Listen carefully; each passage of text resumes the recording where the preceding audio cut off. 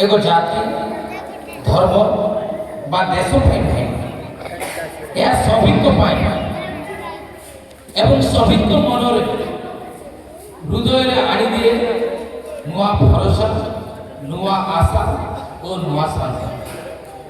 ଏହା କେବଳ ପ୍ରେରଣା ନୁହେଁ, ଏହା ବାସ୍ତବିକ ସତ୍ୟ ଓ ବିଶ୍ୱାସର ପ୍ରତୀକ।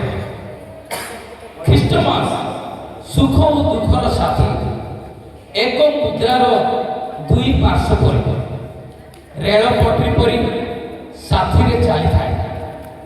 ଖ୍ରୀଷ୍ଟମାସ ନେବା ଅପେକ୍ଷା ଦେବାର ଶିକ୍ଷା ଦିଏ।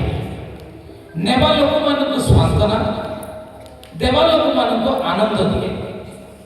ଖ୍ରୀଷ୍ଟମାସ ଆଣିଦିଏ ଥଣ୍ଡା ଆକାଶର କାକର, ଜିଙ୍ଗଲ ବେଲର ନାଦ, କୁନି କୁନି ପିଲାମାନଙ୍କର ପାଦର ପୂଜା ଦେଖି ଥଣ୍ଡା ଧରିତ୍ରୀ ପାଲିଟି ଯାଏ ଉଷ୍ମତା।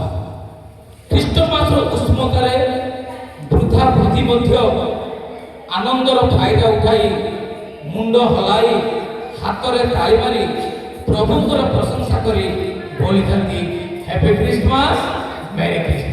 Thank you.